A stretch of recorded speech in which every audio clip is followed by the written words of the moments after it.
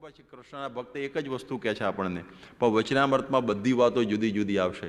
કોઈ વખત શ્રીજી મહારાજ એવી રીતે કહેશે કે શ્રી કૃષ્ણ ભગવાન કૃષ્ણના ભક્ત છે એવી વાતો પણ આવશે. કોઈ જગ્યાએ ભગવાન એટલે શ્રી હરિ સ્વામિનારાયણ ભગવાન છે એવી વાતો આવશે. કોઈ જગ્યાએ સ્વામિનારાયણ ભગવાન કૃષ્ણથી જુદા છે એવી વાતો આવશે. કોઈ જગ્યાએ સ્વામિનારાયણ ભગવાન કૃષ્ણ જેવા છે એવી પણ વાતો આવશે. અને કોઈ જગ્યાએ અનાદિ કૃષ્ણ એ સ્વામિનારાયણ આવશે.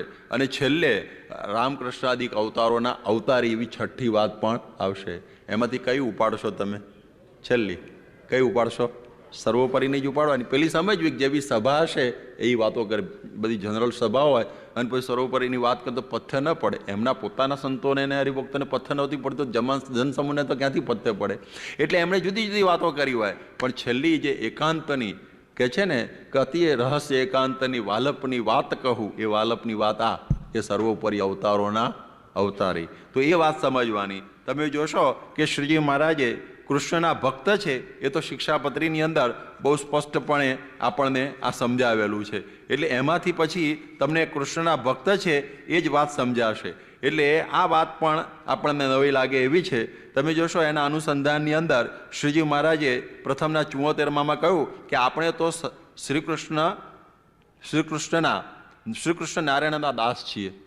આ જોજો બધા શબ્દો, આપણે ઉપર જવાનું છે પણ હું નાનેથી શરૂઆત કરું કે આપણે તો સર્વે શ્રી કૃષ્ણના દાસ છીએ. પ્રથમ મધ્યના 40માં શ્રી કૃષ્ણની પ્રતિમાને દંડવટ કરવાની વાત આવે છે. તો કૃષ્ણના ભક્ત આવ્યા કે નહીં?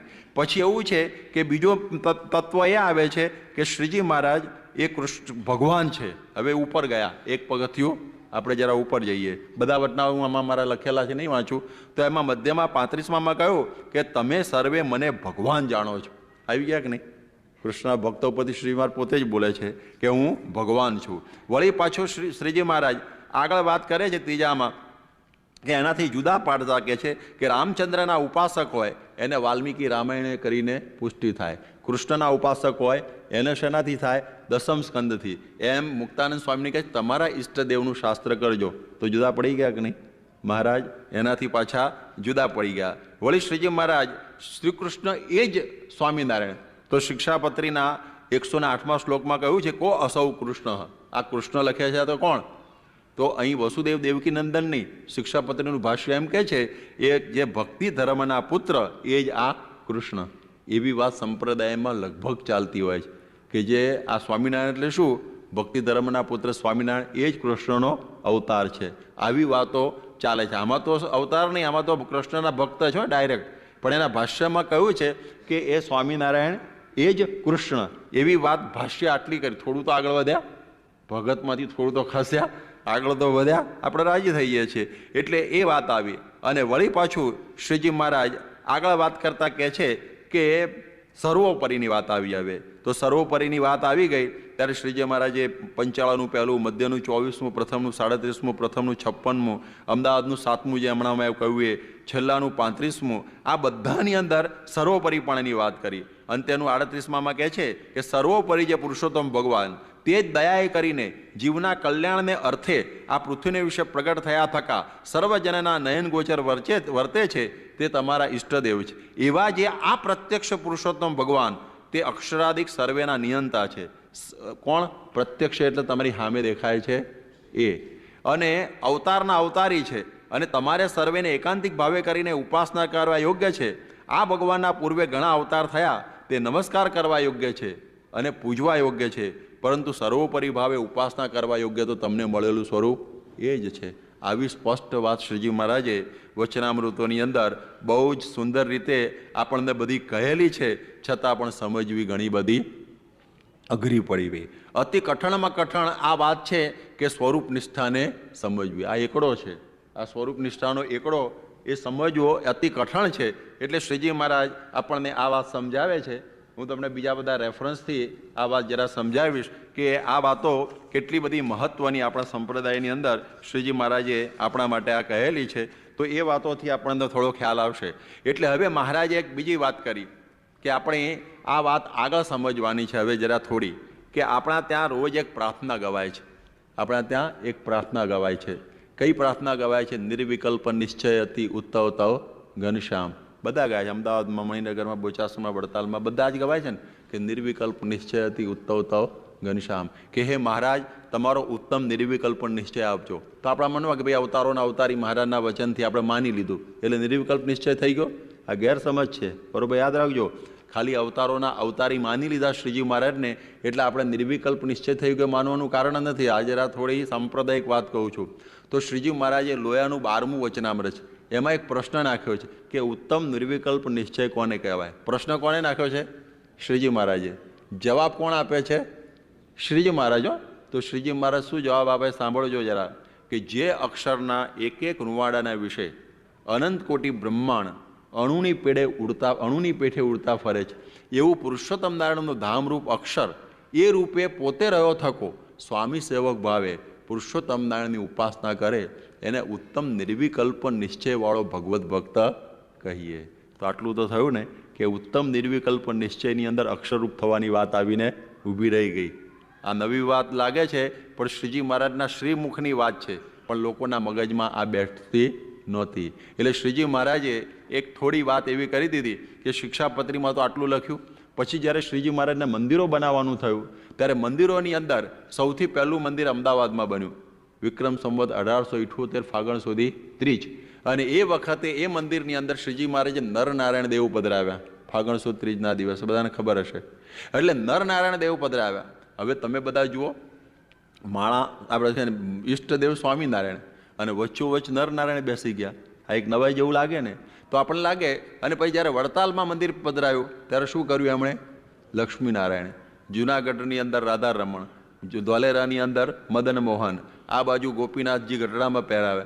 આપણા મનમાં કે કોની ઉપાસના કરી? વડતાલવાળા નરનારાયણની માળા ફેરવે, અમદાવાદવાળા વડતાલવાળા લક્ષ્મીનારાયણની, અમદાવાદવાળા નરનારાયણની ફેરવે, ગઢડાવાળા ગોપીનાથજીની બોલ. તો સ્વામિનારાયણ કહે પણ મારે શું કરવાનું? સ્વામિનારાયણ ભગવાને કહ્યું જુઓ, જે દેશમાં જેનું પ્રધાનપણું હતું તે મૂર્તિઓમાં પધરાવી ભજન મારું કરજો. ભાઈ સાહેબ સ્વામિનારાયણ ભજન કરજો, પછી નહીં તો ગોટાળો થશે. ભજન પોતાનું. પણ એમણે એ સમયની રૂખ પ્રમાણે આ બધું પધરાયું. કંઈ જાણતા હતા કે મને હજી બધું સમજવામાં લોકોને બહુ કષ્ટ પડે છે, આટલું કરવા. પણ એક બહુ મોટું ક્રાંતિકારી પગલું ભર્યું એમણે. જરા સાંભળજો કે વડતાલમાં મુક્તાનંદ સ્વામીને 250 સાધુના વિરોધની સાથે એણે પોતાની મૂર્તિ પોતાના હાથે પધરાવી દીધી. છેલ્લા શિખરમાં છેલ્લી મૂર્તિ હરિકૃષ્ણ મહારાજના નામે. આપણે બધાને ખ્યાલ હશે વડતાલમાં 3 શિખર છે, પહેલું, બીજું ને ત્રીજું. તો ત્રીજા શિખરમાં છેલ્લી મૂર્તિ ભલે ને છેલ્લી પધરાવી, પણ કોક વખત એવો આવશે કે હું વચ્ચે ચોક્કસ આવી જ જવાનો છું. કારણ કે રામ ને કૃષ્ણના વખતમાં તો રામની નહોતી ને કૃષ્ણની એકે નહોતી. પણ શ્રીજી મહારાજે આટલી ક્રાંતિ કરી કે પોતાના હાથે પોતાની મૂર્તિ છેલ્લી પધરાવી. પણ કહે છે કે મારા ઉપાસકો, હું અવતારોનો અવતારી છું ને, ચોક્કસ મને મધ્ય શિખરમાં ગમે ત્યારે પણ લાવવાના છે. પણ આટલી શરૂઆત તો કરું. પણ કહે છે કે અક્ષરે સહિત લાવવાની એ વાત હવે આવે છે. એટલે આટલી શરૂઆત શ્રીજી મહારાજ કરીને વાતને મૂકી રાખી અને પછી પોતે તો સ્વધામ વધાર્યા. પરંતુ પાછળ જે પરંપરા ચાલી સંતોની, એમાં જે સંતોમાં સર્વોપરી સમજનારા પણ ઘણા હતા. નિત્યાનંદ સ્વામી સમજતા હતા, ગોપાળાનંદ સ્વામી સમજતા હતા, વિધાત્રાનંદ સ્વામી સમજતા હતા. પરંતુ જે શાસ્ત્રોમાં લખવું ને બોલવું એમાં જરા થોડી બીક લાગતી હતી કે લોકોને રૂષે કે નહીં રૂછે, ગમશે કે નહીં ગમે, એવું બધું હતું. જ્યારે ગુણાતીતાનંદ સ્વામીએ કોઈનો આ પ્રમાણે આગું રાખ્યું જ નહીં કે આપણે જે વાત સમજીએ છીએ એ આપણે કહેવી જ. અને એ રીતે એમણે સર્વોપરીપણાની વાતો ગુણાતીતાનંદ સ્વામીએ અદ્ભુત રીતે કહેવા માંડી, બેહદ. હવે એમણે કહ્યું કે ભાઈ જુઓ, આપણે ઈષ્ટદેવ સ્વામિનારાયણ, આપણો મંત્ર સ્વામિનારાયણ, આપણી માનસી સ્વામિનારાયણ, આપણી પૂજા સ્વામિનારાયણ, બધું સ્વામિનારાયણનું છે. તો પછી આપણે સર્વોપરી સમજવામાં શું વાંધો છે? અને દરેક ઉપાસક પોતાના ઈષ્ટદેવને સર્વોપરી માને તો જ એની ભક્તિની મજા આવે. બાકી ભક્તિની મજા કોઈ દિવસે આવે નહીં. કારણ કે કોઈ પણ પત્ની પોતાના પતિને બીજા કોઈ સાથે સરખાવે જ નહીં અને બીજાથી ઓછો પણ એને કહે જ નહીં, તો જ એનો પતિવ્રતા ધર્મ બરોબર રહે. એટલે પતિવ્રતાનો ધર્મની એ જ વાત છે કે પોતાના જે ઈષ્ટદેવ એનું જ ધ્યાન અને એની જ ઉપાસના આપણે કરવાની વાત આપણા શાસ્ત્રોની અંદર આવે છે. આપણને જરા ખ્યાલ આવશે કે શ્રીજી મહારાજે આ વાત લોયાના 11માં કહ્યું છે કે જેવી ભગવાનની મૂર્તિ પોતાને મળી હોય, યાદ રાખજો, તેનું જ ધ્યાન કરવું. અને પૂર્વે ભગવાનના અવતાર થઈ ગયા હોય તે મૂર્તિનું ધ્યાન ન કરવું. જેમ પાર્વતીજીએ કહ્યું કે કોટી જન્મ લગી રગડ હમારી, વરુ શંભુ કે રહુકુમારી. એટલે પોતાને મળી મૂર્તિ તેને જ વિશે પતિવ્રતાની પેઠે ટેક રાખીને તેને મૂકીને પરોક્ષ અવતાર થયા છે એનું ધ્યાન કરવું નહીં. પોતાને પ્રત્યક્ષ મૂર્તિ કઈ મળી હતી શ્રીજી મહારાજના વખતમાં? શ્રીજી મહારાજ પોતે. તો પૂર્વે ઘણા અવતારો થયા, એનું ધ્યાન કરવું નહીં. તો પછી શિક્ષાપત્રીમાં લખ્યું છે કે શ્રી કૃષ્ણ હૃદય ચિંતે, એ ઓટોમેટિક ગૌણ થઈ ગયો ને. મહારાજના ઉપલા વચનથી પેલું વચન ગૌણ થઈ જાય, સમજાય એવું છે. એટલા માટે વામે યસ સ્થિતા રાધા શ્લોકની અંદર કૃષ્ણનું ધ્યાન કરવાનું છે, એ આખો આ વાત બદલાઈ જાય છે. એટલા માટે અંત્યનું 16મું વચનામૃત એ પણ પતિવ્રતાનું છે કે એ ભગવાનના પૂર્વે અવતાર થયા હોય એનું પણ ધ્યાન કરવું નહીં, પ્રત્યક્ષનું જ ધ્યાન કરવું. તો ઉપાસના ધ્યાન એટલે ઉપાસનાની આવતા છે. એટલા માટે આ ગુણાતીતાનંદ સ્વામીએ કહ્યું કે આપણને જે મળ્યું છે ભગવાનનું જે સ્વરૂપ એને સર્વોપરી માનો. એ જ મજા છે. રામના ઉપાસકો રામને સર્વોપરી નથી માનતા, કૃષ્ણ માતાને મેં 2 દિવસ પહેલાં વાત કરી હતી. તો પછી આપણે શું કામ ન માનવું? એટલે એમણે આવી અદ્ભુત વાતો ગુણાતીતાનંદ સ્વામીએ એ વખતે બધી અદ્ભુત રીતે કહેવા માંડી અને જુનાગઢ દેશમાં સક્કો વગાડી દીધો. અને આથી અદ્ભુત વાતો થઈ. અને ત્યાર પછી આવી પેલા કહે છે ને વાતો આવી પછીના એમની પરંપરામાં ભગતજી મહારાજ, જે પ્રાગજી ભગત મહુવાના દરજી, ગુણાતીતાનંદ સ્વામીની મન કર્મ વચને સેવા કરીને પારસ થકી પારસ થયેલા. પારસ થકી કંચન નહીં, પણ પારસ થકી પારસ, સાક્ષાત અક્ષર બ્રહ્મનું સ્વરૂપ થયેલા. અને એમણે પછી આ વાતો કહેવા માંડી કે જુઓ, આ ગુણાતીતાનંદ સ્વામીએ વાત કરીને સર્વોપરીપણાની, એ વાતથી જરા વિશેષ વાત જે હમણાં મેં તમને થોડી શરૂઆત કરી આપી, ભલે 5-1 મિનિટ વધારું છે આજના દિવસે, કે મેં તમને જે શરૂઆત કરી આપી એ આ કે નિર્વિકલ્પ નિશ્ચય મહારાજનો કરવો જોઈએ.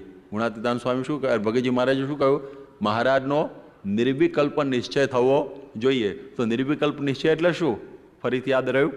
અક્ષર જેવા થઈને પુરુષોત્તમની ભક્તિ કરવી, એનું શું કહેવાય? નિર્વિકલ્પ નિશ્ચય. તો આટલું ના સમજવાનું આવ્યું કે આપણે ઘણા કહે ભાઈ મહારાજ એટલે મહારાજ, બીજું કશું અમે સમજીએ નહીં, શ્રીજી મહારાજ સર્વોપરી. અરે ભાઈ એવી રીતે નથી. શ્રીજી મહારાજ સર્વોપરી બરોબર છે, પણ મહારાજે કોઈ મારો ઉત્તમ નિર્વિકલ્પ નિશ્ચય થશે તો જ તમે ધામમાં જશો. તો ઉત્તમ નિર્વિકલ્પ નિશ્ચય એટલે શું? અક્ષરરૂપ થઈને પુરુષોત્તમની ભક્તિ કરવી. એનો ભાવાર્થ કહ્યો, હું આખું વાક્ય હમણાં બોલી ગયેલો, એનો સેન્ટ્રલ ભાવાર્થ આટલો થયો. તો પછી ગુણાતીતાનંદ ભગતજી મહારાજે કહ્યું ને, એ અક્ષરને જાણો. જે રૂપ થવાનું છે એને જાણવાનું ખરું કે નહીં? જે રૂપ થવું છે, તમારે એન્જિનિયર થવું હોય તો એન્જિનિયર શું હોય તો જાણવું પડે કે નહીં? હા, ડૉક્ટર શું તો મેડિસિન શું હોય તો જાણવું પડે કે નહીં? તો અક્ષર શું છે? તો હવે યાદ રાખજો, મહારાજે પ્રથમના 63માં શું કહ્યું? પૃથ્વી, જળ, તેજ, વાયુ, આકાશ, અહંકાર, મહત્તત્વ, પ્રધાન પુરુષ, પ્રકૃતિ પુરુષ. એનાથી કોણ આવ્યું? પર અક્ષર. અને અક્ષર પર કોણ છે? પુરુષોત્તમ. એટલે નેક્સ્ટ ટુ પુરુષોત્તમ કોણ કહેવાય? અક્ષર. વળી મહારાજે પંચાળાના પહેલા વચનામાં શું કહ્યું? અક્ષર એ પુરુષોત્તમ નારાયણને રહેવાનું ધામ છે. નંબર 2 યાદ રાખજો, નોટ કરજો. અને પછી આવે છે સીધું પ્રથમનું 21મું વચનામૃત કે એ અક્ષરના 2 સ્વરૂપો છે. એ અક્ષરના કેટલા સ્વરૂપો છે? 2. એક ધામ રૂપે છે, જેમાં મહારાજના મુક્તો બિરાજમાન છે, જેને બ્રહ્મમોલ કહીએ. અને એ અક્ષર બીજે રૂપે કરીને પુરુષોત્તમ નારાયણની સેવામાં છે. એટલે સેવામાં છે એટલે સાકાર છે, ચોખ્ખું લખેલું છે. અને એ અક્ષરના સાધર્મપણાને પામીને પુરુષોત્તમની ભક્તિ કરવી. અને એ અક્ષરના સાધર્મપણાને પામેલા અનંત કોટી અક્ષર મુક્તો છે, એની પંક્તિમાં મારે મળવાનું છે. કેટલી અદ્ભુત વાત કરી. પછી મહારાજ વળી પાછા પ્રથમના 71ના વચનામાં કહે છે કે જ્યારે પુરુષોત્તમ નારાયણ પૃથ્વી ઉપર આવે ત્યારે પોતાનું અક્ષરધામ પણ સાથે લાવે છે. તો પોતે તો છપૈયામાં પ્રગટ થયા, અક્ષરધામ કોણ લાવ્યા સાથે? તો એક પ્રશ્ન થઈ ગયો ને, અક્ષર કોણ? તો આપ બધાને ખ્યાલ હશે કે વડતાલની નીચે જુનાગઢ દેશ છે, એના 750 ગામડા છે. કોની નીચે છે અરવિંદકુમાર? વડતાલની નીચે. વડતાલના આચાર્યશ્રીની નીચે આખો જુનાગઢ દેશ છે. જુનાગઢ દેશના 750 ગામોના હરિમંદિરો જોજો, શિલાલેખો જોજો, જ્યાં ગુણાતીતાનંદ સ્વામીની છબી છે એની નીચે જોજો શું લખેલું છે? અનાદિ મૂળ અક્ષર ગુણાતીતાનંદ સ્વામી. બોચાસણના જન્મ પહેલાં લખેલું છે. બોચાસણના જન્મ પહેલાં લખેલું છે, હજી પણ લખેલું છે, આજની તારીખે પણ લખેલું છે. હવેલી બળી ગઈ જુનાગઢની અને નવી બનાવી અને સભા મંડપમાં 3 ચિત્રો મૂક્યા, વચ્ચે પૂર્ણ પુરુષોત્તમ નારાયણ સહજાનંદ સ્વામી લખ્યું છે, આ બાજુ ગોપાળાનંદ સ્વામીમાં લખ્યું યોગમૂર્તિ ગોપાળાનંદ સ્વામી, અને પેલી બાજુ લખ્યું છે અનાદિ મૂળ અક્ષર મૂર્તિ ગુણાતીતાનંદ સ્વામી. આચાર્યશ્રીની આરતી પણ ઉતારેલી છે. તો વિચાર કરો કે આ વાત તો સંપ્રદાયમાં સુપ્રસિદ્ધ છે. વિહારલાલજીએ પણ લખ્યું કે મૂળ અક્ષર જે ગુણાતીત સ્વામી એણે આપ્યા વર્તમાન, કે મને વર્તમાન ધરાવનાર કોણ? નહીં, ટાઇટલ મૂળ અક્ષર જે ગુણાતીત સ્વામી, એમાંય લખેલું છે. હરિલીલા કલ્પતરુ જે રઘુવીરજી મહારાજે રચેલો ગ્રંથ અચિંત્યાનંદ સ્વામી એમના નામે લખ્યો. હવે વડતાલ તરફથી વડતાલના શાસ્ત્રી શ્વેતકુંડદાસે છપાવેલો છે. એમાં પણ લખ્યું છે કે મૂળજી શર્મણે દીક્ષા દદાનસ પ્રજાએ તે ભૂયાન મેત્ર સમાનંદો યતો ધામાક્ષરમ સમે. આ મૂળજી શર્મા છે એ મારું રહેવાનું સાક્ષાત અક્ષરધામ, એનું આજે દીક્ષા આપી ગુણાતીતાનંદ સ્વામી નામ પાડું છું. આવું બધું તો લખેલું છે આ બધા ગ્રંથોની અંદર. તમે જુઓ વડતાલના અને જુનાગઢના સદગુરુના કીર્તનની અંદર ચાલે કે આ ચાલો સંતો જાઈએ ગઢ જૂને રે, એની અંદર પણ ગુણાતીતાનંદ મૂળાક્ષરની વાતો લખેલી છે. અષ્ટકોની અંદર અચિંત્યાનંદ બ્રહ્મચારીએ ગુણાતીતાનંદ સ્વામી મૂળાક્ષર એવી બધી વાતો લખેલી છે. આવા બધા શબ્દો ઉપરથી આપણને લાગે કે સંપ્રદાયની અંદર અક્ષર એટલે કોણ? ગુણાતીતાનંદ સ્વામી. વડતાલના ની અંદર આ બોચાસણની સમજણ નથી કહું, વડતાલની કહું છું. એ વાત ભગતજીએ સમજાવી કે આપણે આ ગુણાતીતાનંદ સ્વામીને મૂળ અક્ષર સમજી એ રૂપ થઈને પુરુષોત્તમની ભક્તિ કરીએ ત્યારે મહારાજનો પાકો નિશ્ચય થયો કહેવાય. નહીતર તો નિશ્ચય અધૂરો કહેવાય. રાધેબેન કૃષ્ણ આધે જેવું થશે. એટલા માટે આ સમજો. અને તમે જુઓ શાસ્ત્રોની, હું તમને બહુ ટૂંકમાં કહીશ, બહુ લંબાણથી નહીં લઈ જાઉં આખી સભાને, પરંતુ શાસ્ત્રોમાં પણ અક્ષરની વાતો કરેલી છે. મેં જે થીસીસ લખી છે તો મારા ગાઈડ હતા ડૉક્ટર PM મોદી. એમણે જર્મનીની અંદર 1926ની અંદર કિલ યુનિવર્સિટીમાંથી Akshar a forgotten chapter in the history of Indian philosophy એ નામે થીસીસ લખેલી મારા ગુરુએ. અને એમના થકી હું થીસીસ લખતો હતો. એટલે મેં કહ્યું સાહેબ તમે આ શું કર્યું? અરે કોઈ અક્ષરને સમજ્યું જ નથી કે શાસ્ત્રોની અંદર અક્ષર શું ચીજ છે, એવી બધી મને વાતો કરતા. પણ જ્યારે અમારી સાથે વરસ રહ્યા ને ત્યારે એમ લાગે કે હું એ અક્ષરને સમજ્યો નથી જેટલું સ્વામિનારાયણ સમજ્યા છે એટલું, એવું એમને કબૂલ કરવું પડ્યું. તો અક્ષરની વાતો આ શાસ્ત્રોમાં લખેલી છે. શાસ્ત્રોમાં પૂછ્યું છે ગીતાની અંદર કેમ તદ બ્રહ્મ 8મો અધ્યાય કે બ્રહ્મ શું છે અક્ષર? તો તરત શ્રી કૃષ્ણ ભગવાન કે હું બ્રહ્મ નહીં પણ કે અક્ષરમ પરમમ બ્રહ્મ, અક્ષર એ જ બ્રહ્મ છે. એવી વાત શ્રી કૃષ્ણ ભગવાને આપણને સમજાવી. અને વળી પાછા 8મા અધ્યાયમાં અક્ષરનો મહિમા કયો. અને વળી 15મા અધ્યાયની અંદર કહે છે કે દ્વાયુમૌ પુરુષૌ લોકે ક્ષરશ્ચાક્ષરેવ ચ ક્ષરઃ સર્વાણી ભૂતાની કુટસ્થ અક્ષર વિચ્યતે.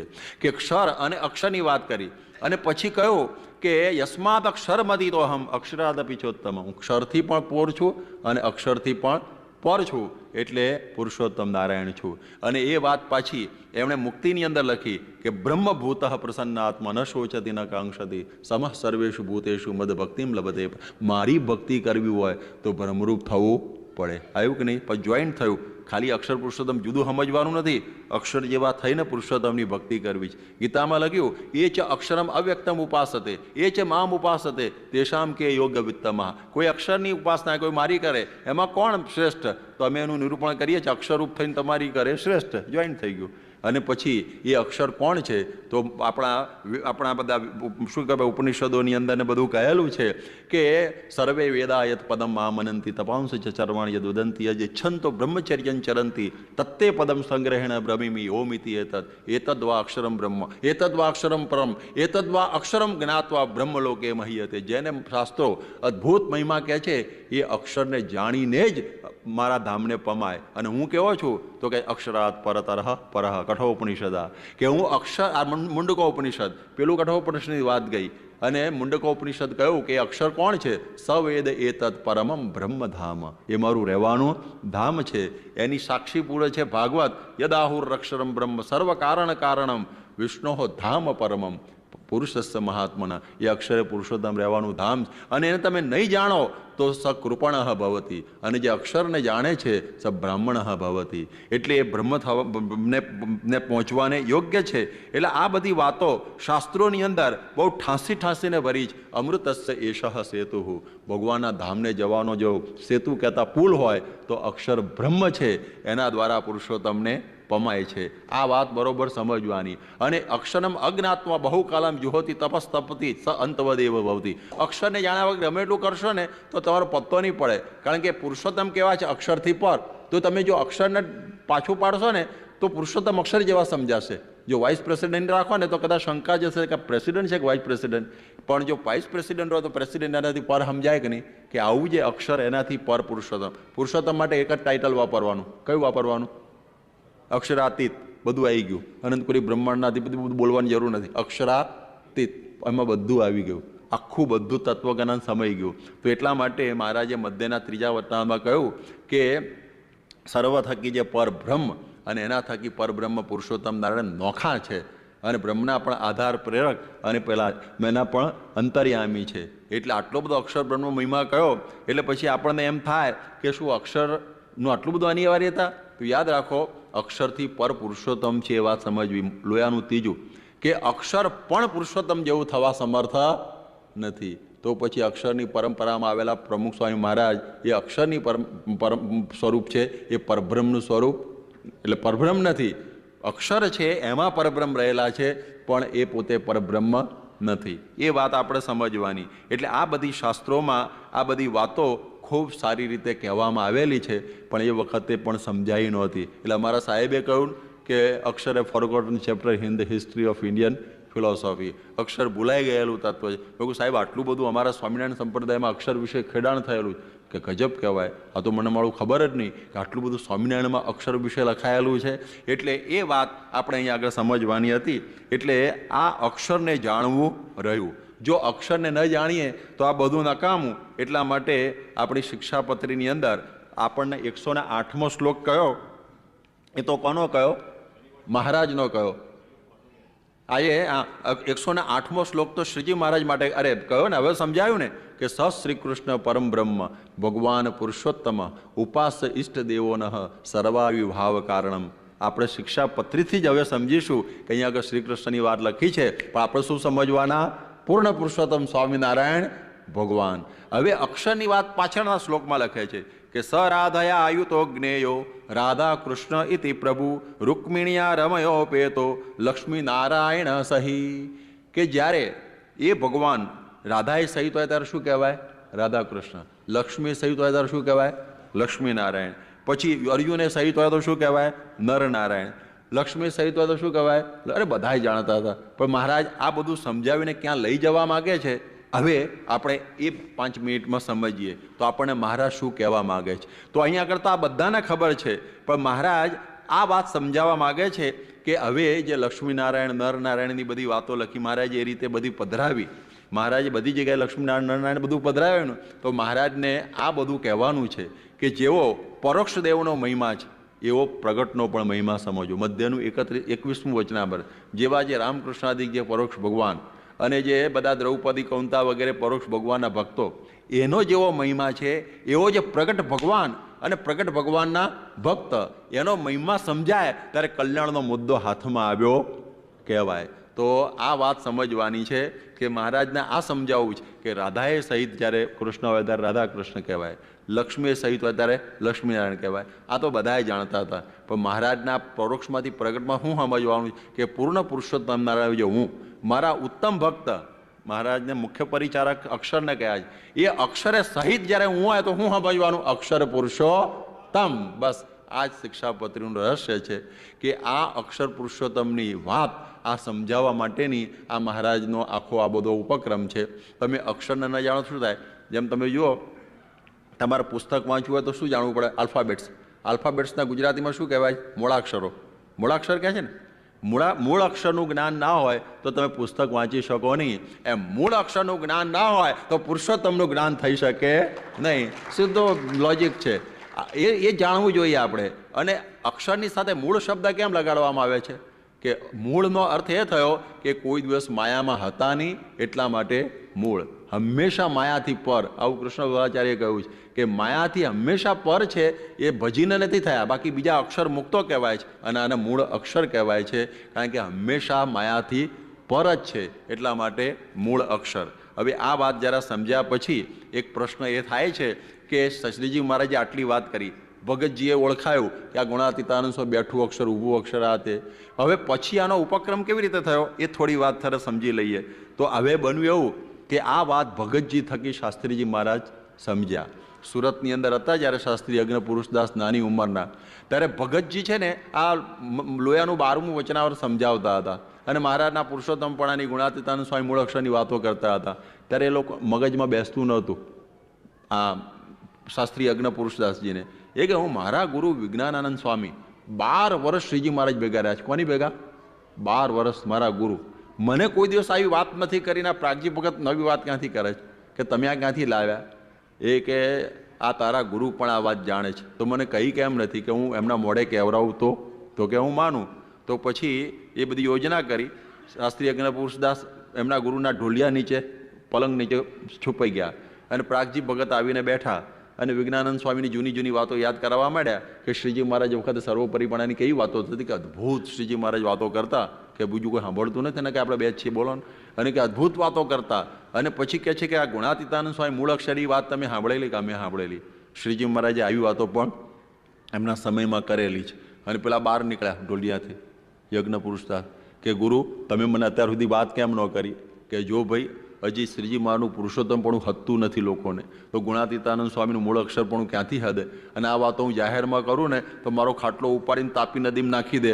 એટલા માટે ભાઈ સાહેબ તું આ વાત સાચી છે, હવે તું કોઈને કહેતો નહીં, પણ આ વાત સાચી જ. પણ એમને ફિટ થયું કે જો સાચી વાત હોય તો શ્રીજી મહારાજે પ્રથમના 71માં કહ્યું છે ભગવાન અક્ષરે સહિત પુરુષોત્તમમાં પૃથ્વી ઉપર વિચરે છે એમ સમજવું અને બીજા આગળ વાત પણ કરવી. તો કે કેમ વાત ના કરવી? તો કે મારા આ વાત બધાને કરવી. એટલે એ વાત કરવા માટે શાસ્ત્રી મહારાજ કટિબદ્ધ થયા કે મારે બધે આ વાત કરવી. અને એ સમયમાં એમને આ ફીટ બેઠું કે ગુણાતીતાનંદ મૂળ અક્ષર સહજાનંદ એક પરમેશ્વર. તો પછી આપણે આ વાત બધાને કરવી. જો આમાં કોઈ જગ્યાએ મહારાજ ગૌણ થતા નથી, બહુ યાદ રાખજો, પણ બહુ જ વ્યવસ્થિત રીતે શ્રેષ્ઠ થાય છે. તો બધાને વાત કરવાનું એમણે શરૂઆત કરી અને વડતાલમાં ધમાલ થવા માંડી કે આ નવી વાત ક્યાંથી લઈ આવ્યો આ શાસ્ત્રી યજ્ઞ પુરુષદાસ નવજુવાન છોકરો. અને બધી જગ્યાએ વાતો કરવા માંડ્યા. અને એ સમયની અંદર તો ધમાલ ઊભી થઈ ગઈ. તો શાસ્ત્રી યજ્ઞ પુરુષદાસના શિષ્ય હતા લીમડીના દિવાન ઝવેરભાઈ, અત્યારે વસોવાળા મહેન્દ્રભાઈ છે ને એમના બાના બાપુજી, ભક્તિબાના બાપુજી. એટલે એ ઝવેરભાઈ છે, હવે એમની પાસે બે સંતો ગયા, ત્યાગ વલ્લભદાસ ને નિર્મળદાસ, આચાર્ય શ્રી ચુંજવારી પ્રસાદજીના બે સંતો. અને અડવાળના હતા અને એમને સાથે પ્રેમ હતો શાસ્ત્રી મહારાજ સાથે કે તમે ગમે તેમ કરીને વઢવાણમાં અમારા પક્ષના હરિભક્તો છે થોડા, તો ત્યાં દરબાર જો જગ્યા આપે તો અમે મંદિર બાંધીએ. પણ અમારા જે દરબાર છે એ લીંબડીના દરબારના માસ્યાઈ ભાઈ છે. અને લીંબડીના દરબારને જો તમારા શિષ્ય ઝવેરભાઈ ભલામણ કરે તો એ પેલાને કરે અને પેલો અમને જગ્યા આપે. શાસ્ત્રી મારી કે હું કરી દઉં ભલામણ અને તમને જગ્યા મળી જાય, પણ મારી એક શરત કે શું? તમારે મંદિરમાં અક્ષર પુરુષોત્તમ બેહાડવા. હવે પેલા કે આ તો નવું થયું, પણ જગ્યાની જરૂર હતી એટલે હા પાડી દીધી. અને હા પડી ગઈ અને પછી તો મંદિરે બની ગયું, જગ્યા મળી ગઈ ને મંદિર બની ગયું. હવે શરત પ્રમાણે તો બેહાડવા પડે ને, પણ બધાને એમ થઈ ગયું ખરું આ અક્ષર પુરુષોત્તમ પાછું આપણે સમજતા નથી બેહાડવાના, અને આ બધું થયું. પણ શરત શાસ્ત્રી મારે તો વડતાલમાં જ હતા, નીકળ્યા નહોતા. એમણે કૃષ્ણજી અદાને બધાને મોકલ્યા કે તમે જાઓ. મૂર્તિઓ પણ ઓર્ડર આપી દીધી, તૈયાર થઈને આવી ગઈ અક્ષર પુરુષોત્તમ મોટી 4-4 ફૂટની 5-5 ફૂટની. અને કહ્યું કે જુઓ એ લોકો ના પાડશે મધ્ય શિખરમાં બેહાડવાની તો બાજુમાં બેહાડી દેજો, પણ બેહાડી તો દેજો જ, એમને પાછી લાગતા નહીં. અને એ લોકો ગયા અને તારીખ છે વિક્રમ સંવત 1961ના મહાવદ પાંચમ, વિક્રમ સંવત 1961 યાદ રાખજો. મહાવદ પાંચમના દિવસે એ અક્ષર પુરુષોત્તમ મહારાજને પહેલા શિખરની અંદર, વચલા નહીં, એની સાઈડના શિખરની અંદર બેહાડી દેવામાં આવે. બોર્ડ પણ લાગી ગયું ભગવાન શ્રી અક્ષર પુરુષોત્તમ એવું બોર્ડ પણ લાગી ગયું. અને આ રીતે પ્રતિષ્ઠા થઈ ગઈ વઢવાણની અંદર. અને વઢવાણની અંદર અક્ષર પુરુષોત્તમ બેઠા. છાપામાં પણ આવી ગયું છે એ છાપાનું, એ જમાનાનું 95 વર્ષ પહેલાંનું કટિંગ પણ અમારી પાસે છે, ઓરિજિનલ છાપું. એટલે એ વાત હકીકત બની ગઈ. અને વડતાલમાં ઓહવાપો થઈ ગયો કે શાસ્ત્રી યજ્ઞ પુરુષદાસ અહીં બેઠો બેઠો વઢવાણમાં મૂર્તિ પધરાવે, પણ એ તો ગયો નથી, માણસો મોકલીને. હરવા તો ગજબ થઈ ગયું, હવે હું કરશે આને? માટે ગમે તેમ કરીને આને કાઢે પાર કરો.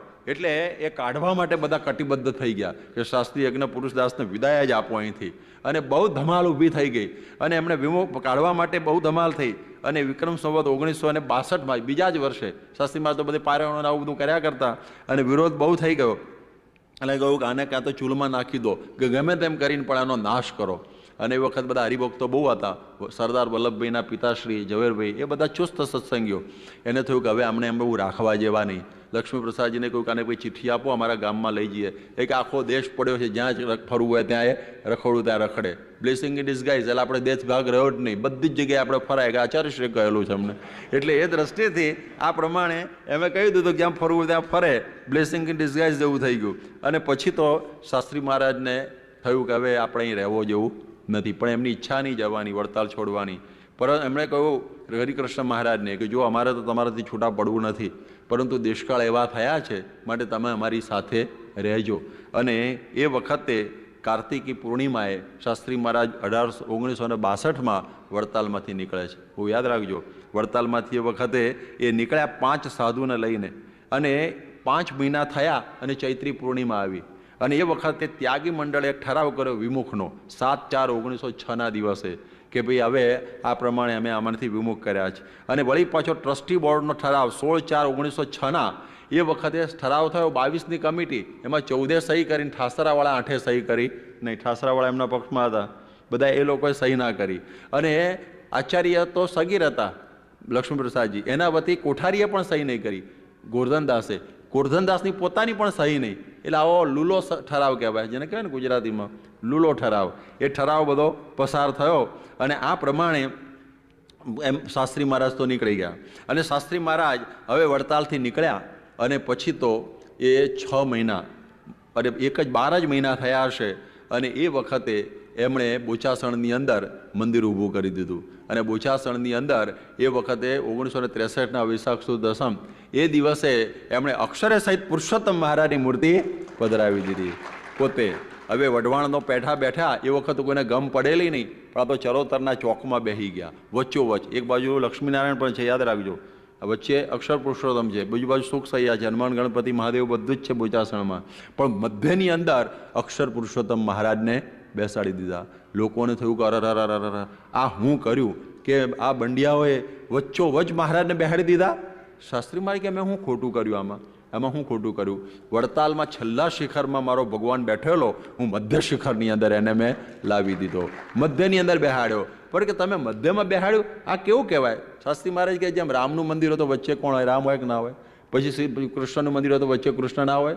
માતાનું મંદિર હોય તો વચ્ચે માતા ના હોય? જેનું બોર્ડ માર્યું હોય એની જ મંદિર હોય ને. આ બોર્ડ માર્યું છે હનુમાનજી અને વચમાં ગણેશ બેહાડો તો કે હું છે આ તો બધું? એમ ના થાય. બોર્ડ માર્યું હોય કે રાધા શું કહેવાય કૃષ્ણનું મંદિર, વચમાં રામજી બેઠા હોય તો જરા વિચિત્ર તો લાગે ને. જેનું મંદિર હોય એ મધ્યસ્થાનની અંદર હોય. જેમ સોમનાથમાં કોણ હોય મધ્યસ્થાનની અંદર? મહાદેવ હોય. એમાં તમે પછી રણછોડી શોધવા જાઓ તો ના મળે. દ્વારકાની અંદર તમે મહાદેવ શોધવા જાઓ તો ના મળે.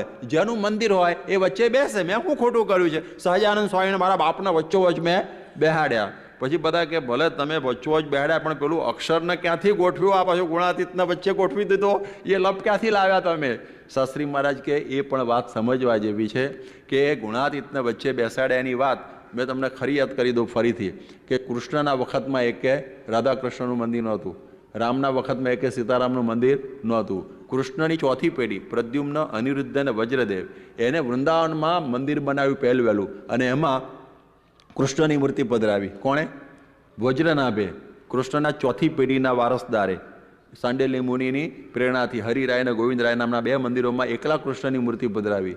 12મી સદીની અંદર 12th સેન્ચુરી એની અંદર નિમ્બાર્કાચાર્યે કૃષ્ણની બાજુમાં રાધાજીને પધરાવ્યા. કોની બાજુમાં? કૃષ્ણની. ઉહાપો થઈ ગયો. અરે 2 ભગવાન કરી નાખ્યા. એક તો કૃષ્ણ છે ને વચમાં પછી રાધા ઘુસાડી. અને લોકોએ બહુ વિરોધ કર્યો કે આ બરોબર ના થયું. એ કે ભાઈ જુઓ, એટલા માટે છે કે રાધા જેવા થઈને કૃષ્ણની ભક્તિ કરવી, એટલા માટે મેં રાધાજીને બેહાડેલા છે કે રાધા ભગવાન બની જતા નથી, રાધા ભગવાન બનતા નથી, કૃષ્ણ જ ભગવાન છે.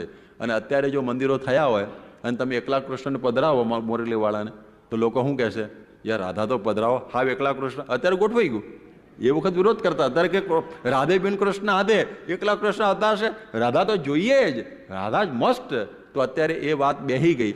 એવી રીતે શાસ્ત્રીજી મહારાજે કહ્યું કે મેં આ શ્રીજી મહારાજની બાજુમાં જે ગુણાતીતને પધરાવ્યા છે, મુખ્ય એમના સેવકને, એ ભગવાન તરીકે પધરાવ્યા નથી, પરંતુ કેવી રીતે પધરાવ્યા છે? ભક્ત તરીકે. શિક્ષાપત્રીમાં ચોખ્ખું લખ્યું છે કે એ તે રાધા દયો ભક્તા તસ્ય શું પાર્શ્વતઃ ક્વચિત તદંગે સ્નેહાત સતુ જ્ઞેય સદૈકલહ. કે જ્યારે આ રાધા વગેરે ભક્તો છે, શું કહેવાય? એ તે રાધા દયો ભક્તા. તો ભક્ત અને ભગવાનની જ મૂર્તિ થઈ. કોની પધરાવી? ભક્ત અને ભગવાન.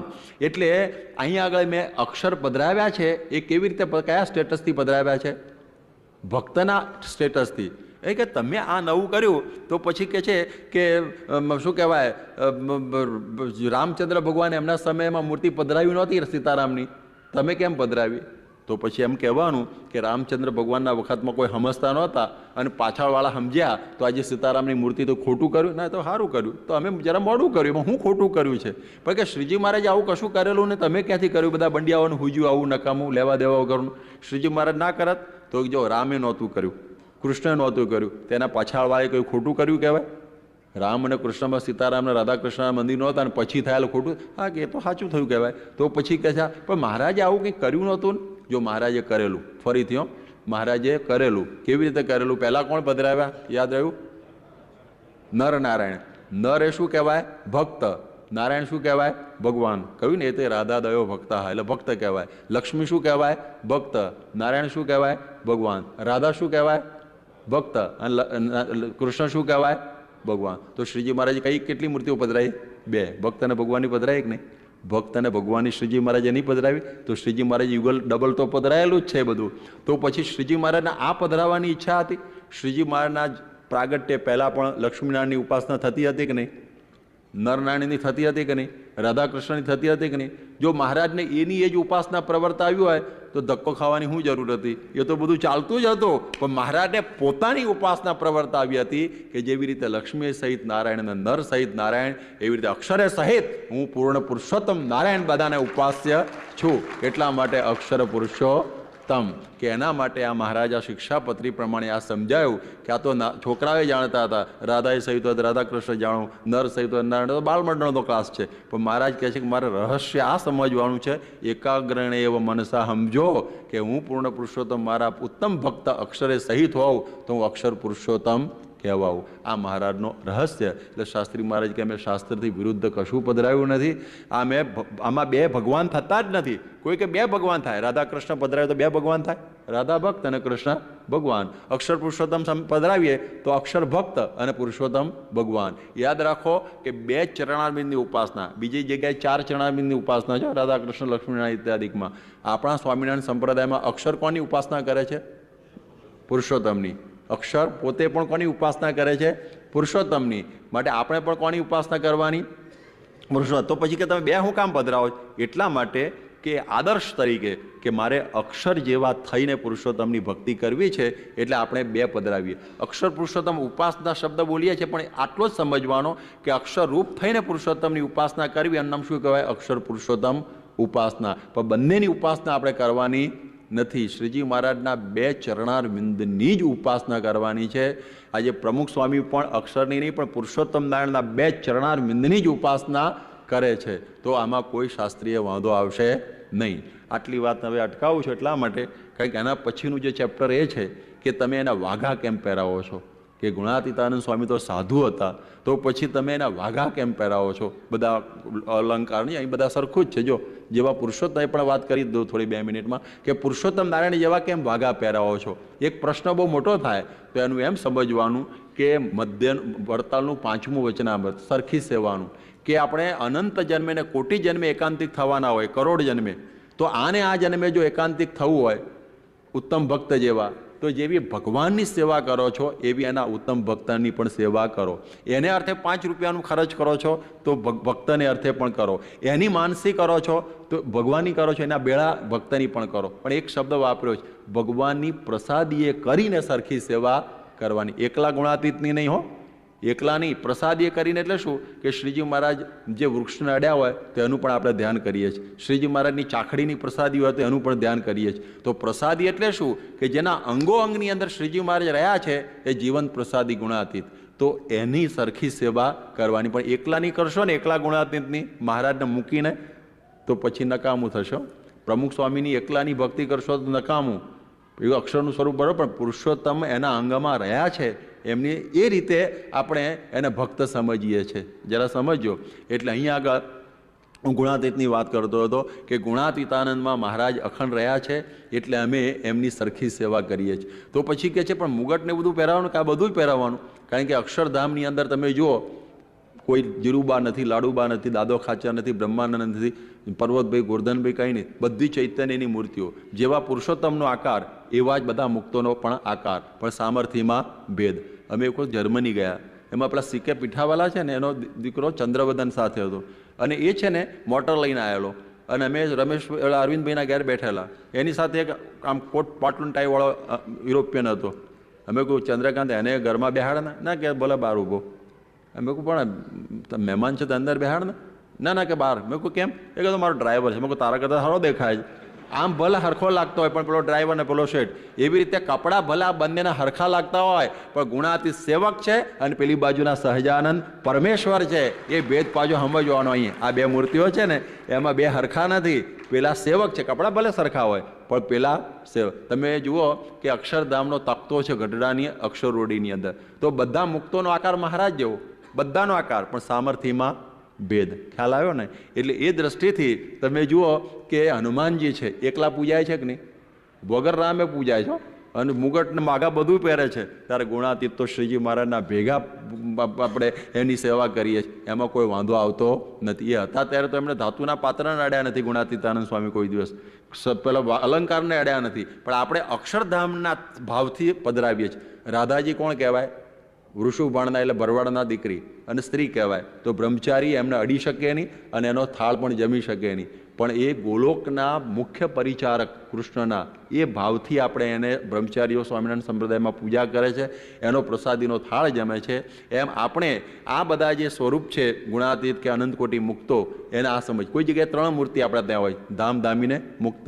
તો 3 ધામ, ધામીને, મુક્ત અક્ષરધામમાં 3 જ વસ્તુ છે, ધામ, ધામીને અનંતકોટી મુક્તો. તો અક્ષરધામની સભા કરવી હોય તો અનંતકોટી મુક્તો ક્યાં સમાય? તો એના રિપ્રેઝેન્ટેટિવ તરીકે ગોપાળાનંદ સ્વામીને મૂકીએ છીએ. દર્શન કરીએ ત્યારે એમ થાય કે વચ્ચે છે મારા ઉપાસ્ય ઈષ્ટદેવ છે.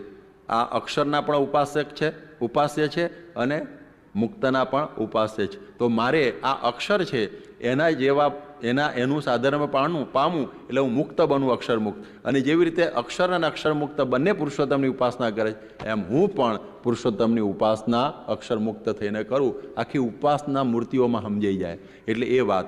એટલે આ રીતે આ મહારાજનો સિદ્ધાંત શાસ્ત્રીજી મહારાજે સિદ્ધ કર્યો. શ્રીજી મહારાજનું જે પંચભેદનું વિચરણ હતું ને, એ લોજમાં પૂરું નહીં થયેલું, બોચાસણમાં પૂરું થયું કે આ અક્ષર અને આ પુરુષોત્તમ 5 ભેદ ખુલી ગયા. 5 ભેદ ખુલી ગયા. હવે એની ઉપરની બીજી વાતો હું આવતીકાલે એ કરીશ, અત્યારથી કહી રાખું એટલે ખબર પડે વહેલા આવવાનું, કે એમાં એ વાતો આવશે કે પછી એને કહેવાય કે આચાર્ય પ્રતિષ્ઠિત કેમ નથી કર્યું. બીજો પ્રશ્ન આવશે કે તમને વિમુખ કર્યા છે બોરસદની કોર્ટની અંદર, એ કેવી રીતે થયું? એ નાની નાની બાબતો છે, એ પણ આ ઉપાસના કાંડની અંદર આવતીકાલે સમાપ્ત કરી અને પછી આપણે આગળ જે શિરમોર જેવો આખો ઉપાસના આખા શિક્ષાપત્રીનો શ્લોક છે, આખી શિક્ષાપત્રીનો ટોપ શ્લોક નિજાત્માનમ બ્રહ્મરૂપમ, એ આવતીકાલે આપણે પૂરો કરીશું. સયાન સ્વામી મહારાજ. શ્રીપતિમ શ્રીધરમ સર્વદેવેશ્વરમ ભક્તિધર્માત્મજમ વાસુદેવમ હરિમ માધવમ કેશવમ કામદમ કારણમ સ્વામિનારાયણમ નીલકંઠમ ભજે.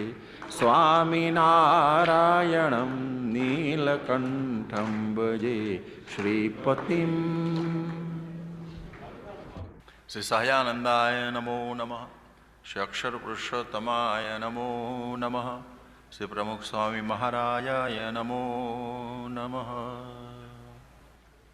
આપણે ઉપાસના કાંડની શરૂઆત કરેલી હતી. શિક્ષાપત્રીમાં મોક્ષ નામના પુરુષાર્થની વાત લખેલી છે. તો સર્વપ્રથમ ભગવાનનું સ્વરૂપ છે, જેને જેમ છે તેમ સમજવું. એ સ્વરૂપની વાત કાલે શરૂ કરેલી. 108મો શ્લોક. સશ્રી કૃષ્ણ પરમ બ્રહ્મ ભગવાન પુરુષોત્તમ ઉપાસ્ય ઇષ્ટદેવોના સર્વાવિભાવ કારણમ. શ્રી હરિ પોતે તો સર્વાવતારી, સર્વ કારણના કારણ, સર્વથી પર પોતે જ છે, સર્વ સત્સંગીઓના ઇષ્ટ અભિષ્ટ ભગવાન. છતાં એ ભગવાન શિક્ષાપત્રીમાં એમ લખે છે કે આપણા ઈષ્ટદેવ એ શ્રી કૃષ્ણ છે. એટલે ગઈકાલના વિશાળ નિરૂપણથી બધાને ખ્યાલ આવી ગયો હશે કે શિક્ષાપત્રીમાં શ્રી કૃષ્ણ લખેલા છે, પરંતુ આપણા ઈષ્ટદેવ તો ભગવાન સ્વામિનારાયણ છે. એ જે ગઈકાલે વાત થઈ 2 મિનિટમાં આપને સમજાવું કે શિક્ષાપત્રી એ સદસ્ય ગ્રંથ છે, સર્વ જીવ હિતાવહ, દરેકના માટે. વચનામૃત છે, રહસ્ય ગ્રંથ છે કે જેમાં જેવી છે એવી વાત શ્રીજી મહારાજે સમજાવેલી છે. શિક્ષાપત્રીનો વિસ્તાર વચનામૃતથી આપણે સમજવાનો છે. અને એમાં પણ મહારાજે વચનામૃતમાં પણ જેવી સભા, જેવો પ્રસંગ, જેવું વાતાવરણ એ પ્રમાણે પોતાના સ્વરૂપ સંબંધી વાતો કરેલી છે. ગઈકાલે આપણે સાંભળ્યું હશે કે સ્વસ્વરૂપની વાતો કરતાં કેટલું મહારાજ સંકોચાતા વાતો કરે છે, આપણે બધાએ સાંભળ્યું. એટલે આપણે જ્યાં જ્યાં એમના ઉત્કૃષ્ટ શબ્દો નીકળી પડ્યા હોય મહારાજના મુખમાંથી, એ ઉત્કૃષ્ટ શબ્દોને શિક્ષાપત્રી 101 અને 102ના શ્લોક પ્રમાણે આપણે ગ્રહણ કરવા, બીજા ગૌણ માનીને મૂકી દેવા. એટલો વિવેક તો આપણામાં હોવો જોઈએ. અને એવો વિવેક ના હોય તો ગોળ અને ખોળ બધું એક થઈ જાય. એટલા માટે દરેક સંપ્રદાયમાં પોતાના ઈષ્ટદેવની જ ભક્તિ કરવામાં આવે છે, બીજાની ભક્તિ નથી. શિક્ષાપત્રીનું આગળ પણ એક શ્લોક જોશો કે તસ્યેવ સર્વથા ભક્તિ કર્તવ્યા મનુજૈર ભુવિ, કે તેની જ ભક્તિ બધાએ હંમેશા કરવી, ઈષ્ટદેવની જ. એટલે આ ઈષ્ટદેવની ભક્તિ માટે એ સ્વરૂપને બરોબર સમજવું, તો એનો આખો આપણે સાંપ્રદાયિક ઇતિહાસ જાણ્યો, શરૂઆતથી ઠેઠ આત્માનંદ સ્વામીના વખતથી. એટલે આપણને થોડો આ ખ્યાલ આવે ઇતિહાસથી કે કયા સંજોગોમાં કેવા શબ્દો કેવી રીતે લખાયેલા છે અને આપણે કેવી રીતે સમજવા ઘટે. એટલે એ વાતો આપણે ગઈકાલે સાંભળતા હતા.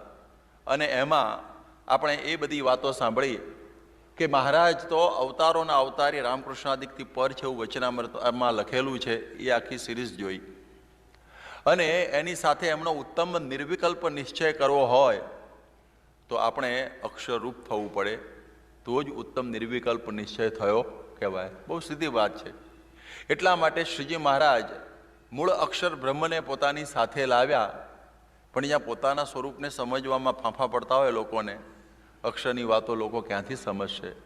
એટલે મહારાજે પોતાના સર્વોપરિપાણી વાત પણ કાળ ઉપર નાખી. મંદિરો કર્યા, એમાં નરનારાયણ, લક્ષ્મીનારાયણ ઇત્યાદિ સ્વરૂપો પધરાવ્યા, પોતાની મૂર્તિ વડતાલમાં છેલ્લા શિખરમાં છેલ્લે પધરાવી. એટલું મહારાજે કર્યું. અને ત્યાર પછી ગુણાતીતાનંદ સ્વામી મહારાજનો અતિ અપાર મહિમા સર્વોપરિપણાનો આપણને સમજાયો. ભગતજી મહારાજે નિર્વિકલ્પ નિશ્ચય માટે અક્ષર અનિવાર્ય તત્વ છે એ આપણને સમજાયું. એ રૂપ થઈને પુરુષોત્તમની ભક્તિ કરવી એ વાત આપણને સમજાવી. અને શાસ્ત્રી યજ્ઞ પુરુષદાસજી, જે બોચાસણ વશિષ્ઠ અક્ષર પુરુષોત્તમ સ્વામિનારાયણ સંસ્થાના સ્થાપક, એમણે આજથી લગભગ 90-91 વર્ષ પૂર્વે જબરજસ્ત ક્રાંતિ કરી કે જો આ વાત સાચી છે તો આપણે શું કામ ન પ્રવર્તાવવી. એમણે તત્કાલીન આચાર્યશ્રીઓને પણ કહ્યું કે તમે મૂર્તિઓ પધરાવો, અમારે એવું નથી કે અમારે જ પધરાવવી. તમારા બાપનો મહિમા અમે તો કહીએ છીએ, બીજાનો તો કહેતા નથી. મધ્ય શિખરમાં અમે કે માતા મધ્યને પધરાવવાનું નથી કહેતા, તમારા બાપને પધરાવવાનું કહીએ છીએ. તો તમે પધરાવો અને લાવો લો. એની સાથે દરેક સંપ્રદાયમાં પોતપોતાના ઉત્તમ ભક્તો બેઠેલા હોય છે, દરેક સંપ્રદાયની અંદર, કે સીતારામ ને શિવશક્તિ ને પેલું જેને કહેવાય ને કે રાધા કૃષ્ણ, લક્ષ્મીનારાયણ, નરનારાયણ, એવી રીતે ઉત્તમ ભક્તને બેસાડો. પણ એ સમયની અંદર એમનાથી એ થઈ શક્યું નહીં. અને શાસ્ત્રી મહારાજને થયું કે આટલી જ નાની આજ્ઞા છે ને, નથી પડાતી એવી આચાર્યશ્રીની, તો આપણે બહાર નીકળીને આ કાર્ય કરીએ. અને વડતાલથી વિક્રમ સંવત 1962ની અંદર એ બહાર નીકળ્યા. અને એ બહાર નીકળીને એમણે આ ભવ્ય મંદિરોની શરૂઆત કરી. એમાં બોચાસણની અંદર એક જ વર્ષની અંદર મંદિર બાંધી દીધું અને અક્ષર બ્રહ્મ પરબ્રહ્મને પધરાવી ઉપાસનાની શુદ્ધિ કરી નાખી. એ વખતે ભંડિયા એવું બધું થવા માંડ્યું કે આપણે બધાએ શું કરી નાખ્યું, આખો સંપ્રદાય જાણે ચૂંથી નાખ્યો હોય એવી પ્રકારની એ વખતે ધમાલ ઊભી થઈ ગઈ. ત્યારે એ સમયમાં શાસ્ત્રીજી મહારાજને બધા કહે છે કે તમે આ પ્રમાણે મધ્ય શિખરની અંદર આ ભગવાન સ્વામિનારાયણને પધરાવી દીધા, આ કયું કાર્ય કર્યું? ત્યારે આપણે જોઈએ કે કોઈ પણ મંદિરની અંદર મધ્ય શિખરની અંદર પોતપોતાના ઈષ્ટદેવ હોય. રામાનંદી મંદિર હોય તો રામ, લક્ષ્મણ, જાનકી, હનુમાનજી હોય. સીતારામ રાધા કૃષ્ણનું મંદિર હોય તો રાધા કૃષ્ણ હોય. જે જેનું મંદિર હોય એમાં મધ્ય શિખરમાં બેસે, એમાં આપણે કંઈ ખોટું કર્યું નથી. એટલે એ રીતે આ મધ્ય શિખરની અંદર આપણે ભગવાનને બેસાડેલા છે. અને વળી કહે છે કે અક્ષરને બેસાડ્યા, એક નવી વાત સમજાઈ સંપ્રદાયમાં. તો એમણે કહ્યું કે શ્રીજી મહારાજે પણ આપણને શીખવાડી દીધેલું છે કે જુઓ કે નર અને નારાયણ, લક્ષ્મી અને નારાયણ આ ભક્તો છે. પાછા આ ભક્ત જે ભગવાન નથી. નર નારાયણ બે ભગવાન નથી, રાધા કૃષ્ણ બે ભગવાન નથી, લક્ષ્મીનારાયણ બે ભગવાન નથી. ભગવાન તો નારાયણ જ છે, પણ પરોક્ષની અંદર 4 ચરણની ઉપાસના થાય છે લક્ષ્મીનારાયણના. આપણા ત્યાં અક્ષર પુરુષોત્તમના 4 ચરણની ઉપાસના થતી નથી, ફક્ત 2 ચરણની. આ વિશેષતા સમજવાની, એક વિશેષતા, નહીં તો ગોટાળો થઈ જાય. એટલે ગઈકાલે પણ મેં આપને સમજાવેલું કે અક્ષર પુરુષોત્તમ ઉપાસના એટલે અક્ષરરૂપ થઈને પુરુષોત્તમની ભક્તિ કરવી, એનું નામ અક્ષર પુરુષોત્તમ ઉપાસના. આ વાત સમજવાનો શબ્દનો. એટલે આ બધી વાતો ઉપડી અને કહ્યું ભાઈ મધ્ય મંદિરની અંદર તમે ઈષ્ટદેવને પધરાવ્યા. આપણે ગઈકાલે જોયેલું કે જેનું મંદિર હોય મધ્યમાં હોય, બાજુમાં આપણે બધાને બેસાડીએ છીએ. કદાચ ન બેસાડીએ તો શું વાંધો? સોમનાથના મંદિરમાં રાધાકૃષ્ણ નથી બેસાડ્યા તો એ હિન્દુ મંદિર છે. દ્વારકાનાથના મંદિરમાં મહાદેવજી નથી. એવી રીતે તો મહારાજે તો બધા અવતારોને પધરાવ્યા, પણ મધ્યની અંદર તો પોતાના જ ઈષ્ટદેવ. બોરસદની અંદર સૂર્ય મંદિર છે, બોર્ડ માર્યું છે સૂર્ય મંદિર, તો વચ્ચે કોણ હોય? સૂર્યનારાયણ. તો બરોબર છે, વચ્ચે સૂર્યનારાયણની મૂર્તિ છે, પણ એના સ્થાપક રમણબેનની ઈચ્છાથી બધા ભગવાનોને બેહાડીએ. અમને કહ્યું કે અમે તમારા અક્ષર પુરુષોત્તમને બેહાડી, તો અમને કોઈ વાંધો નથી, તો આપણા 4થા નંબરે બેહાડ્યા. આપણે થોડું કહેવાય કે વચ્ચે બેહાડ્યા, અવતારોના અવતારી સર્વ કારણના કારણ સર્વ થકી પર બાજુમાં બેહાડ્યા. પણ આપણે સમજીએ છીએ મંદિર સૂર્યનારાયણનું છે, તો પછી સૂર્યનારાયણ જ વચ્ચે હોય ને, આપણે સમજીએ છીએ. એટલે સૌના ઈષ્ટદેવ સૌ વચ્ચે સર્વોપરી માનીને બેસાડે, એમાં કોઈ વાંધો નથી. સત્યમિત્રાનંદ સ્વામીજી એમણે પણ ભારત માતા મંદિરની અંદર અક્ષર પુરુષોત્તમ બેસાડ્યા છે, પણ પ્રોમિનન્ટ ઉપર મહાદેવજી છે એમના ત્યાં, તો થોડું કહેવાય કે એના પ્રોમિનન્ટ ઉપર સ્વામિનારાયણ બેહાડી દો, ના કહેવાય. એટલે જેના જે મુખ્ય હોય એ એને મધ્યમાં બેસાડે, એટલે એમાં કશું જ ખોટું નથી.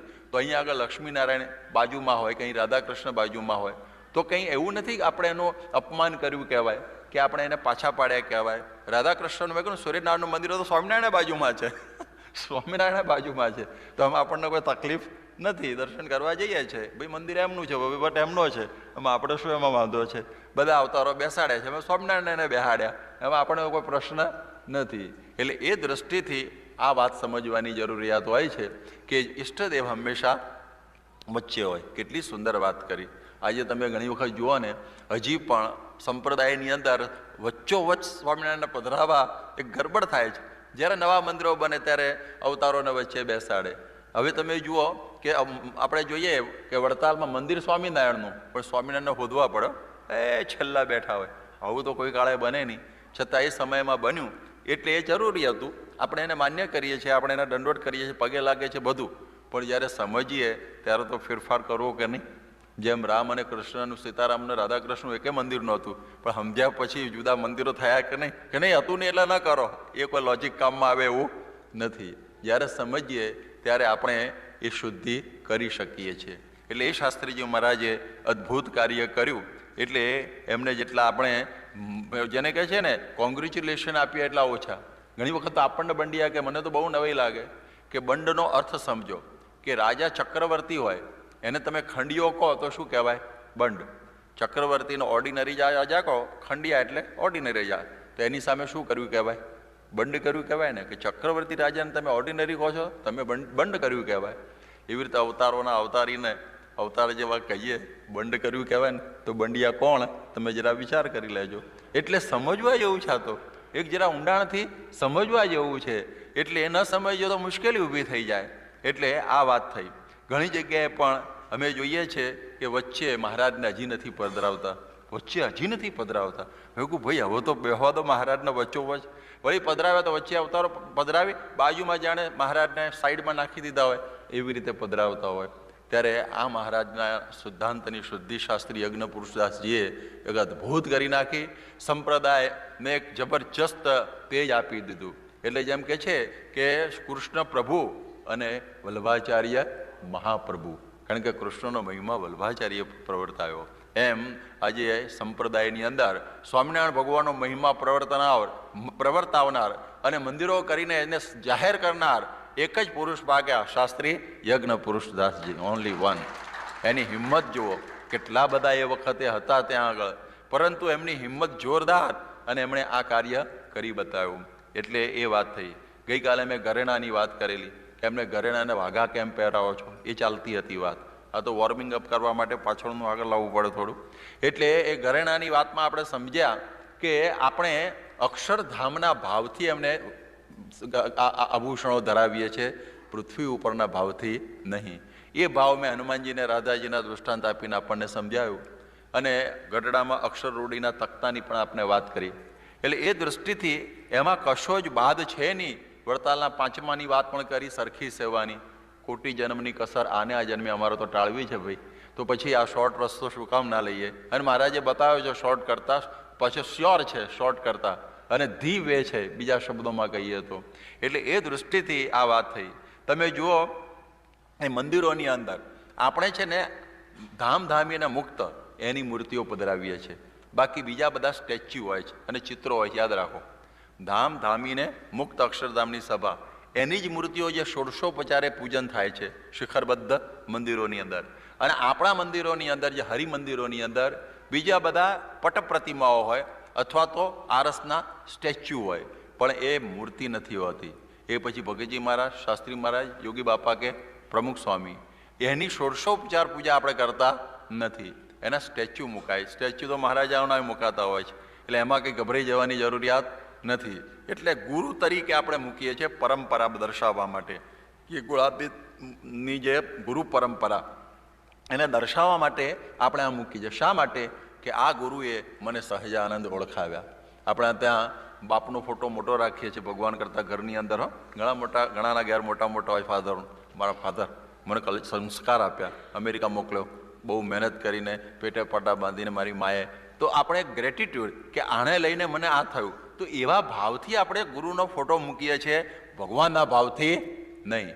આ યાદ રાખવાનું કે એમાં ભગવાન અખંડ રહ્યા છે વાત સાચી, પરંતુ જે મંદિરોની અંદર ચિત્ર પ્રતિમાઓ મૂકવામાં આવે છે એ ગુરુના ભાવથી.